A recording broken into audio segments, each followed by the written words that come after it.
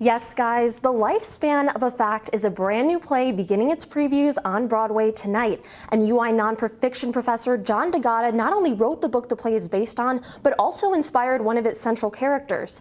I met with DeGatta to learn about his experience seeing his story transform for stage. Take a look. I thought it was kind of a ridiculous idea. John DeGatta never imagined someone would want to turn his book into a play. But 6 years after it was published, the title, The Lifespan of a Fact, is up in Broadway lights. I didn't exactly know anything about the folks who were working on the script, but the fact that they thought this could be a play was so outrageous that I had to trust that they had a vision for it. The vision is definitely there.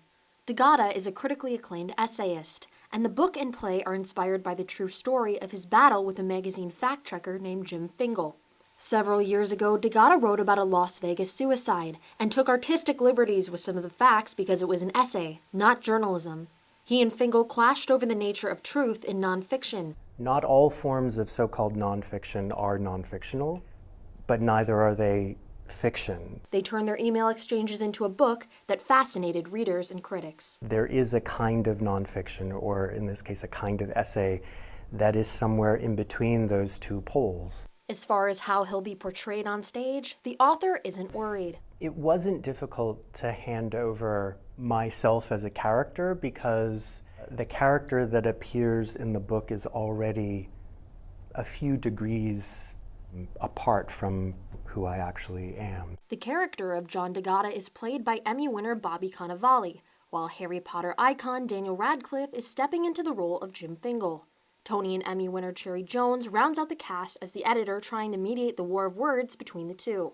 The one thing I told the playwrights when they started is that in the spirit of the book, they should feel free to do whatever they need to do to the characters, including me, in order to make the play work. I love that about the play because no one comes out looking like a hero, no one comes out looking like a villain, they just look human. Now, DeGatta told me that he would be going to New York this week to see opening night, and he also mentioned that a group of UI students are going to get to see the play in October as part of a larger trip. I'm sure it's a show that we're going to be hearing a lot of buzz about in the weeks to come. And that is your dose of theater news for the week. Back to you guys at the desk.